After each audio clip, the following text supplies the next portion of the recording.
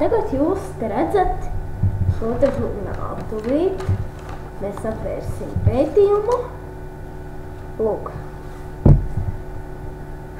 Praktiskās astroloģijas pētījums. Ņemot vērā, ka aptumsuma ietekme visvairāk jūtama apmēram 2 nedēļas pirms un 2 pēc notikuma, jo tuvāk aptumsums, jo spēcīgāka tā ietekme. Pirmais notikums ir 1917. gadā, 3. septembrī, Vācijas karaspēks ieņēma Rīgu. Aptumsuma ietekmes nav. 1917. gada 16. novembrī izveidota Latviešu Nacionālā padome. Aptumsuma ietekmes nav. 1917. gada 30. novembrī pasludināta Latvijas autonomija. Saules aptumsums 14. decembrī 1917. gadā. Nākamais notikums. 1918. gada 30. janvārī Latviešu Nacionālā padome deklarēja, ka Latvijai jābūt neatkarīgai demokrātiskai republikai, kurā apvienotu Kurzemi, Vidzemi un Latgali. Aptumsuma ietekmes nav. 1918. gada 3. martā noslēgts līgums, ar kuru padomju Krievija atteicās no Latvijas teritorijas, izņemot Latgali. Vācijas okupētajā Latvijas un Igaunijas teritorijā tika nodibināta apvienotā Baltijas hercogiste. Šeit tad ir, kā redzam, apvienotā Baltijas hercogiste ar 3 provincēm – Igauniju, Livoniju un Kurzemi. Aptumsuma ietekmes nav. 1918. gada 11. novembrī Vācija noslēdz mieru ar Antantes valstīm. Oficiāli beidzas Pirmais pasaules karš. Padomju Krievija lauž Brest-Litovskas līgumu un dodas uzbrukumā Vācijas spēkiem. Lielbritānija atzīst Latvijas valstisko neatkarību de facto.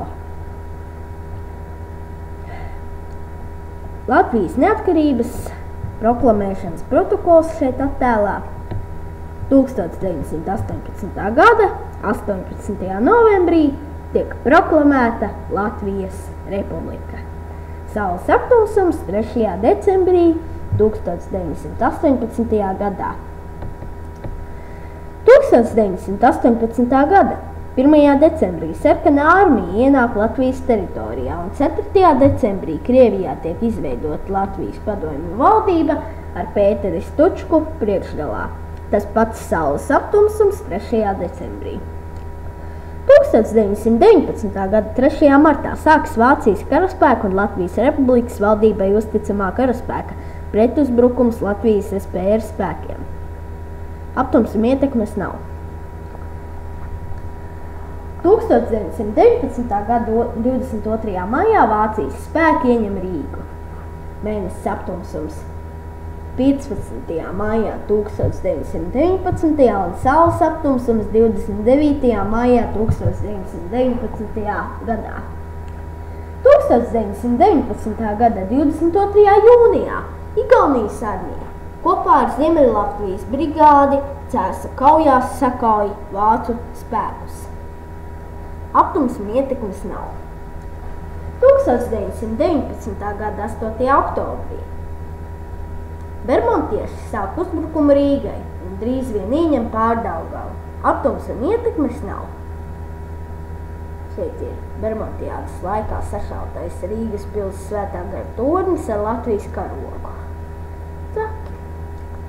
Mēnesis aptumsums 7. novembrī 1919. un saules aptumsums 22. novembrī 1919. un notikums ir 1919. gada 11. novembrī Latvijas Republikas armija palīdz atbrīvot Rīgu no bermontiešiem. Tālāk. 1919. gada 1. decembrī Latvija ir pilnībā atbrīvota no bermontiešu karaspēka. Saules aptumsums 22. novembrī 1919. gadā. 1920. gada 13. janvārī par savas darbības izbeigšanu paziņo Pētera Stučkas valdītā valdība. 1920. gada 1. februārī Latvija noslēdz pamieru ar Padomju Krieviju. Abos gadījumos aptumsuma ietekmes nav. Tālāk 1920. gada 17. un 18. aprīlī notiek Satvēršanas sapulces vēlēšanas. Mēnesis aptumsums 3. maijā 1920. gadā. Jā. 1920. gada 15. jūlijā tiek noslēgts pagaidu miera līgums starp Latvijas Republiku un Vāciju. 1920. gadā 11.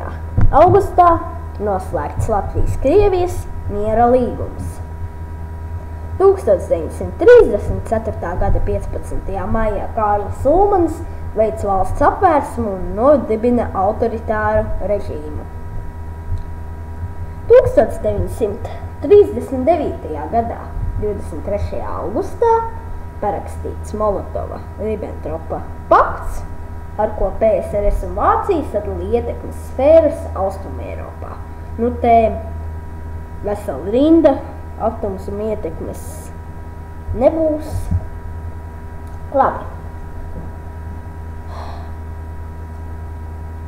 1940. gada 17. jūnijā PSRS karaspēks iebruka Latvijas teritorijā un okupē valsti. 1940. gada 6. augustā Latvija tiek inkorporēta PSRS sastāvā kā Latvijas PSR. 1941. gada 14. jūnijā deportācijas lielākoties uz Krievijas austrumu apgabaliem tika izvesti vairāk nekā 15,000 Latvijas pilsoņu. 1941. gada 22. jūnijā Latvijā sākās Otrā pasaules kara darbība. 1941. gada 8. jūlijā Vācijas armija pabeidza Latvijas teritorijas okupāciju. 1944. gada 17. martā 189 prominenti Latvijas pilsoņi paraksta Latvijas centrālās padomes memorandu, prasot atjaunot Latvijas Republikas suverenitāti. Un šis jautājums, cik es saprotu, tā arī palika neatbildēts. 1945. gadā 9. maijā visa Latvijas teritorija nokļūst PSRS kontrolē, kas ilga līdz valsts neatkarības atjaunošanai 1990. gada 4. maijā. 1949. gada 25. martā Padomju Savienības okupācijas iestādes sāka masveidīgu iedzīvotāju izsūtīšanu uz attāliem PSRS reģioniem. Tika izsūtīti apmēram 90,000 Baltijas valstu iedzīvotāju, gandrīz pusi no viņiem ir no Latvijas.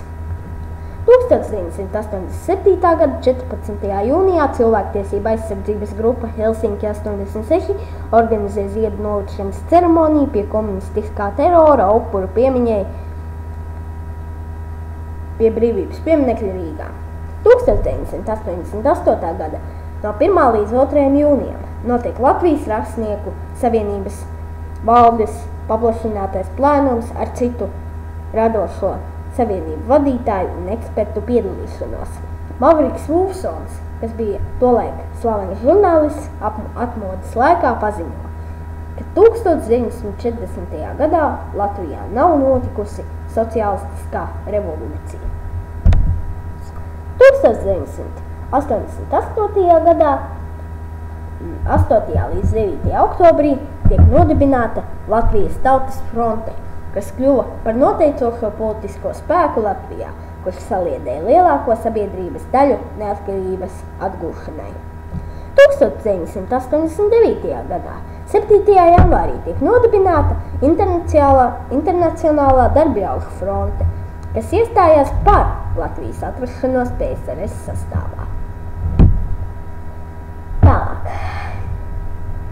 Leģendārs notikums 1989. gada 23. augustā Baltijas ceļš, kurā apmēram 2 miljoni cilvēku sadalījušies rokās, vismaz 15 minūtes veidoja apmēram 600 km garu dzīvo cilvēku ķēdi.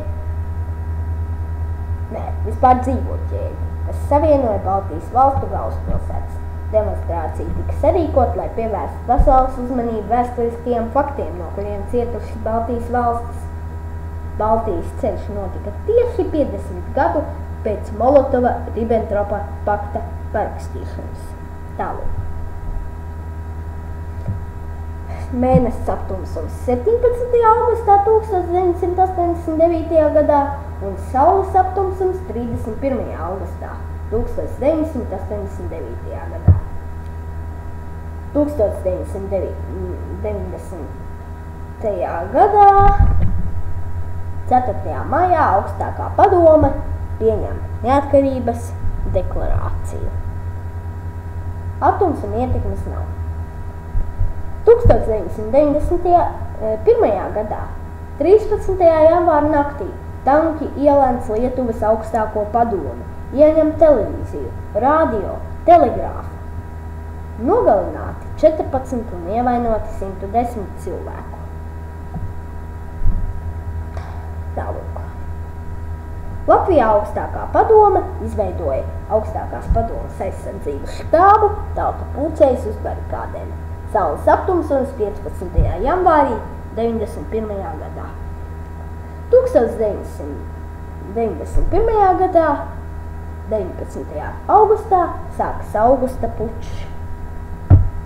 1991. gadā 21. augustā augstākā padome pieņem konstitucionālu aktu par Latvijas kā neatkarīgas valsts statusu.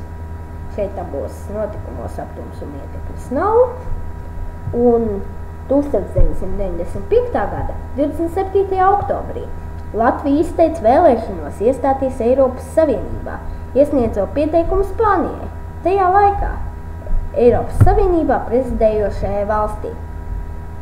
2003. gada 20. septembrī Latvijā notiek referendums par iestāšanos Eiropas Savienībā.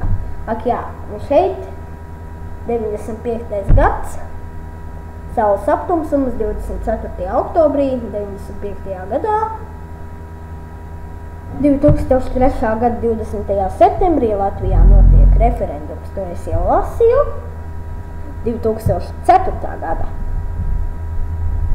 2. aprīlī Latvija oficiāli kļūst par NATO dalību valsti un 2004. gada 1. maijā Latvija kļūst par pilntiesīgu Eiropas Savienības dalību valsti. Saules aptumsums 19. aprīlī 2004. gadā un mēnesis aptumsums 4. maijā 2004. gadā. Lūk tā. Šis arī viss bija rakstīns. Meklējiet žurnālu veikalos, kā arī citus praktiskā astroloģija izdevumus.